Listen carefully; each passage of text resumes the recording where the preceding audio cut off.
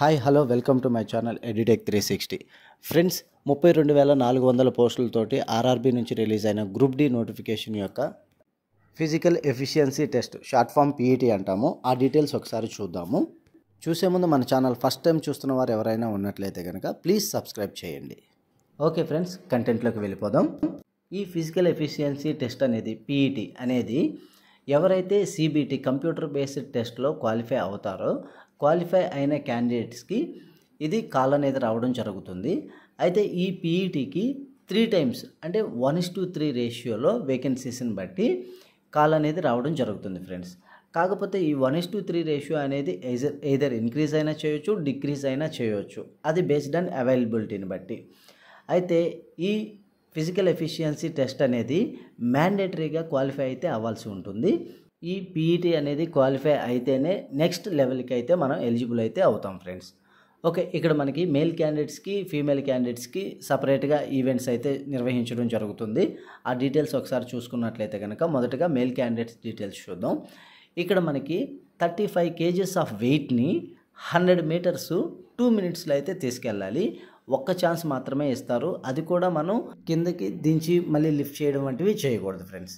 ఈ wait carrying ఈవెంట్తో పాటు మనకి 1000 మీటర్స్ అంటే 1 kmని 4 minutes and 15 secondsలో ఒక్క ఛాన్స్లో అయితే కంప్లీట్ చేయవలసి ఉంటుంది ఫ్రెండ్స్.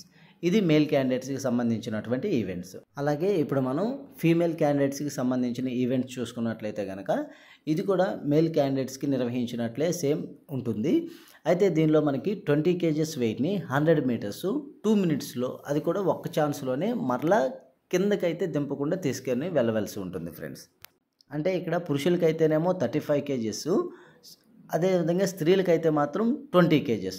అంతేకాని రిమైనింగ్ 100 మీటర్స్ 2 minutes టైం అనేది సేమ్ ఉంటుంది ఫ్రెండ్స్.